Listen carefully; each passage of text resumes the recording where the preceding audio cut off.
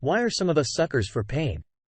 What do we think is going to happen when we get too close to a flame or stick a fork in a toaster? Today on Our Space, we have to slap some sense into people. Up first, a cheater whose eyes were fixated on everyone but their own partner. Ex brought up doing therapy on their own in an attempt to reconcile after I blocked and went no contact. I had to make a new account because I'm suspicious that my ex has found my alternate account that I have posted on here with, which makes my decision to reconcile more complicated. TLDR, I have been cheated on in 2 other relationships and ex knew this. Ex downloaded Tinder. Looked up hookers while I was out of town. Once I found out, I left and I have to go on no contact for 1 month and blocked him off everything. I'm in therapy and this month has been hard, but one of the best in my life. My ex has tried every way to reach me and said he has put himself in therapy and has made many realizations, wants us to be in couples therapy and wants to be with me. I'm weighing out if it's worth it and if it is just fluff or real action because I'm afraid he knows my old account and is just telling me what I want to hear. I mention therapy a lot on that account. I'm worried by contacting him and will reset my progress and ruin what I accomplished so far and give him all the power.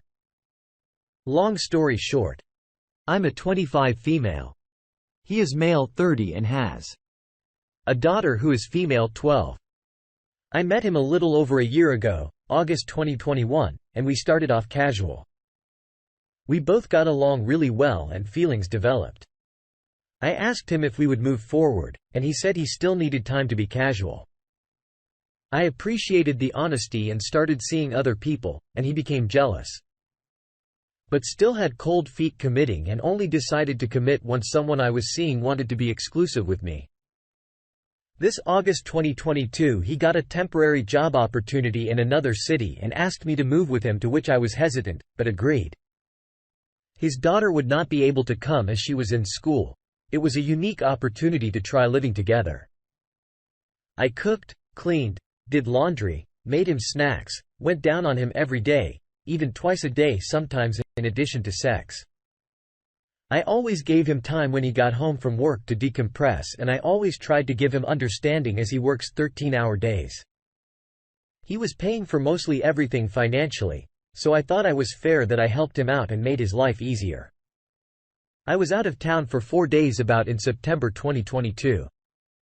On the night before I was supposed to get back, he pulled a prank on me saying he was at the Trip Club, and I got extremely mad and ignored him for 4 hours, 12 a.m. to 4 a.m.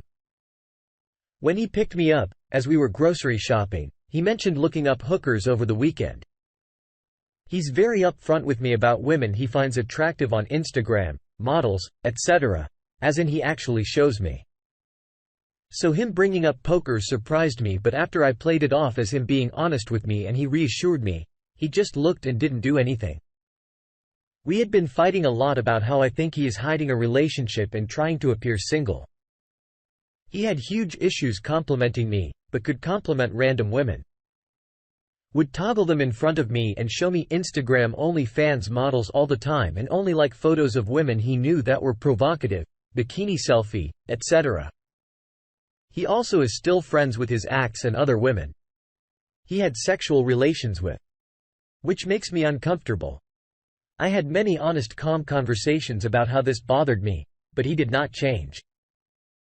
I looked at his tablet when he was at work and it had his entire search history. I also looked through his email and found out the night he played the prank, he re-downloaded Tinder when I ignored him. He also had been searching up hookers the entire weekend like he had mentioned. The site was Leo List, and he revisited the same 2 ads 2 different girls over 8 times. I confronted him and prefaced the question by asking him if I were to download Tinder, wouldn't that signal I'm not committed to the relationship? He said, yes. So then, I asked him why he downloaded it. He was taken aback but came clean right away. I think I, unfortunately, did not cover my tracks clean enough because he saw me look at his phone in the middle of the night and the next day deleted his search history regarding the hookers. That's why his instant confession meant nothing to me. Already knew he was caught and thought it taking the honest route would save him. He told me he was not cheating and not bored of a relationship, and simply wanted to see what kind of girls were out there and never had any intention of meeting or messaging anyone. I asked to see something on his phone, and he refused to let me hold it and just told me to tell him what to click. Then later, when I asked to see his phone again, he refused, and I believe I saw him trying to change his phone passcode. Checked his iPad. The next day, he had searched up how to delete his Snapchat history. I basically went instant no contact and flew back home. I have had him blocked and have not said a word to him for this past month. He has called me every day through his phone, his work phone, and other phone numbers. Left me numerous text messages and dropped off a letter to my house. This letter is where he admitted he is deeply sorry and takes responsibility for everything that happened. How he was misguided during a relationship and how he truly loves me and realizes he wants to be with me. I said nothing to this letter. All these forms of communication. He mentions he really wants to meet in person and get closure. And on bad days, he tries to make me feel bad for not talking to him, saying it's cruel. Recently, he told me he is sending one final message and said he is in therapy, has discovered a lot about himself and why he did what he did, wants us to be in couples therapy and really try for our relationship. On my other account, I talk so much about how therapy has changed me and about how I hope that more wayward spouses can go to therapy on their own terms and discover why they did what they did and how to be better. I'm worried he has read this account as playing into my hands by using therapy to get me to talk or get back together when he doesn't actually want to change. But I would be lying if I said I'm not happy in some ways. If he really did take his own initiative, isn't that a good sign? He has had traumatic things happen to him, which I know isn't an excuse. But I feel like this new therapy insight can give him a fresh start, I guess a fresh start for our relationship in which I really hope for. Let's see what the community thinks about this story. Hardpassio says, this is a manipulation tactic. Reading this screams he's just not that into you, he just likes what you do for him. You were doing the most for him, and he had a great setup getting all that from you at home, and then doing whatever he wanted on the side. I don't think you're ever gonna get the commitment you're looking for from this chump. He has got to try with all the women he found attractive but then still go home to a hot meal and sex. Like, dang, of course, he's gonna do whatever he thinks he can do to keep this situation going for himself. If he thinks he wants therapy, then it should be for him and himself alone, not to get you back. That is manipulation. Leave him on block and find someone who actually cherishes you, not what you do for them. DOP replies, yeah, I totally agree. So thank you.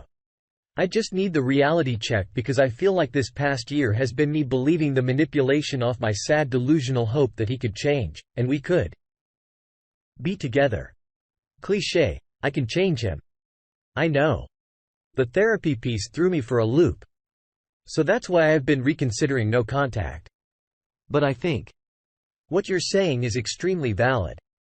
XXSBH 49 times in. So wait, why are you even thinking of getting back with a man like this? How can you call this a relationship? Why did you agree to moving in with him if he admired women in front of you, but never complimented you? The fact that he keeps on eyeing women shows that he has terrible self-control. That would need at least 3 years to fix. Do yourself a favor and never look back. Clench your jaw and be strong. You got this. I feel like you said it yourself, OP, this month has been one of the best. Yes. It's been hard, but why would you want to go back to something that was even harder? Stop pretending it'll be okay if you go back. If you have a feeling he's just playing you and feeding you what you want to hear, then that's exactly what he's doing. It's what they all do to try to get you back so they can have someone who literally goes down on them every day and waits on them hand and foot. If your last month has been so much better without him, Why would you want to go back to anything less? What do you think OP should do? Next, an OP asks how to go cold turkey. Has anyone regretted the decision to separate immediately? Advise. The question is directed to those who immediately separated or filed for divorce after becoming aware of infidelity. I'm just curious. Did any of you regret not attempting reconciliation? What went into your decision-making? How long did you wait before you started the process? A lost soul in Florida responds, I think you will find far more people who regretted staying together than regretting divorce. And among the ones who divorced, the regret will be in having waited and not acknowledging the inevitable. I made up my mind about divorce about 30 seconds after finding out. My wife told me on D-Day she was pregnant with a fair partner's child. There could be no doubt because she had refused me any kind of intimate contact for months. The very first thing she said to me was we could get past her mistake and raise our child together. There's only one answer to that. Meeks Nyalo says, I did both. Try to reconcile before I had any proof. Filed for divorce after getting proof and making one last-ditch effort to reconcile. Then tried reconciling again during the divorce. If anything, I wish I had filed for divorce at the first sign of an affair. I should never have tried to reconcile. I should have ran through a divorce asking for full custody, zero derivative assets. I should have gone full nuclear. Sorry if this doesn't apply to you. Usually, Spring 6184, I adds. I grieve for the marriage I thought I had, but not for her. The stranger I thought was my wife. I confronted her, she gaslighted me. I told her one more chance to tell the truth, or else she would never see me again. To the best of my knowledge, she has not seen me again. 12 years married, no kids. Trace Player has one more thought. This is the biggest thing nobody seems to get their head around. You want to stay married to a person that only exists in your head. That person never existed, and probably the most awful discovery of all. I think the comments said it best. 9 times out of 10, you regret staying. You become so petty and full of guilt for not leaving. Why subject yourself to people who are willing to do that to you? That's not love. That's definitely not respect. We have to show people how to love, respect us, and treat us. And we do that by creating boundaries and treating ourselves the way we want others to treat us. Think of it this way. If you stick your hand in the fire, you learn it's hot and that burns you. You're not going to stick your hand in the fire again. Right? What are your thoughts? Up next, a real family man. My husband is playing family with another woman and her kids. My 32 female husband, 33 male, is playing family with another woman and her kids. We've been together for 8 years, married for 3. He is for the most part an amazing husband. He supports my goals and is financially able to take care of our little family of 3. We have a dog, even when I was laid off during COVID. He had a mishap back in the second year of dating, but there was not much hard evidence. And I learned to let it go and trust. But let's be real.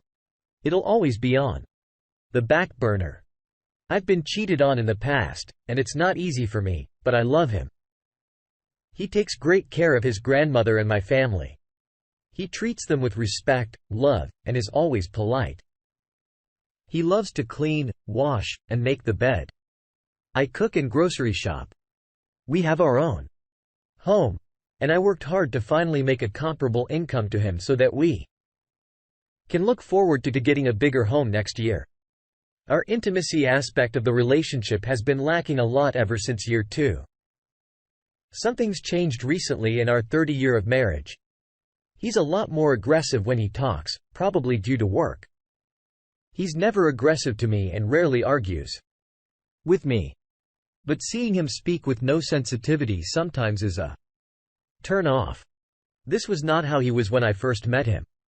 He's wanted children ever since we got married, and as much as I did too, I couldn't get past not wanting to be intimate because of these changes.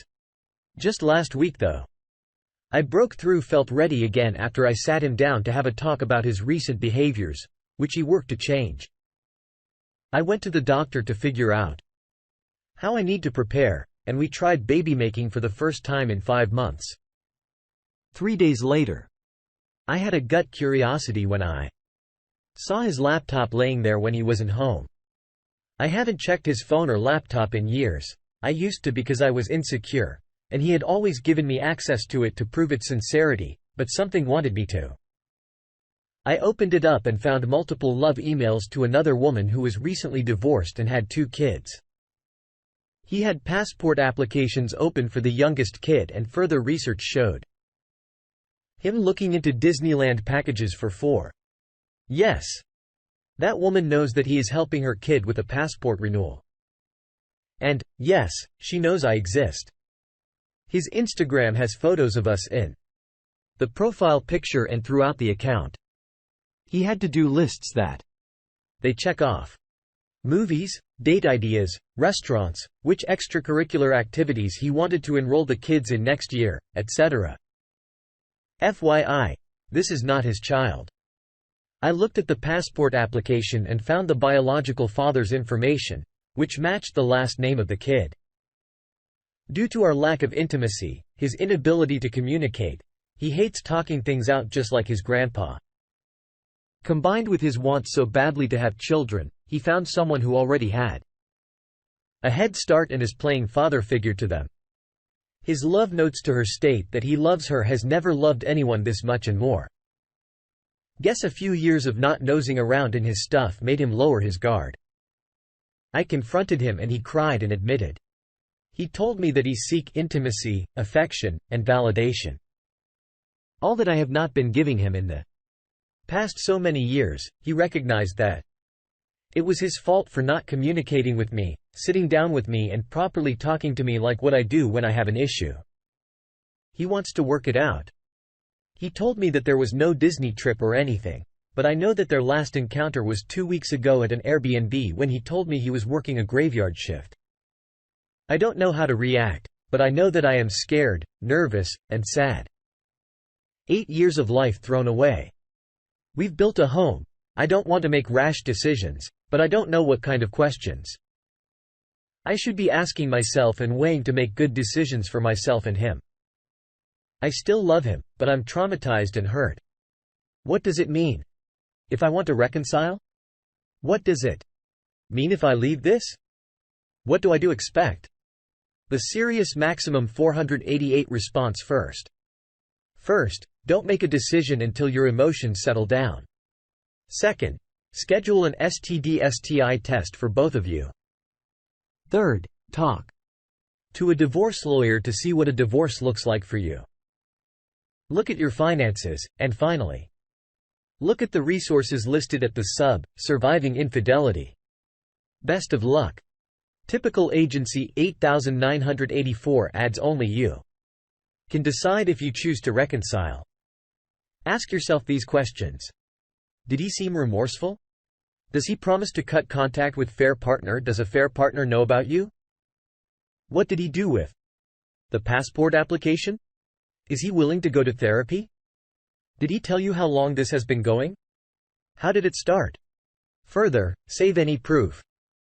Demand open phone policy and computer access. Demand he call a fair partner and end it in front of you. Make him tell her that he's married and he cheated on you. He needs to tell her he's not leaving you and she was a mistake. How is this being paid for? Who is paying? Does he have any secret bank accounts? Make sure if he is serious, he gives you his passport. Make him cancel everything in front of you.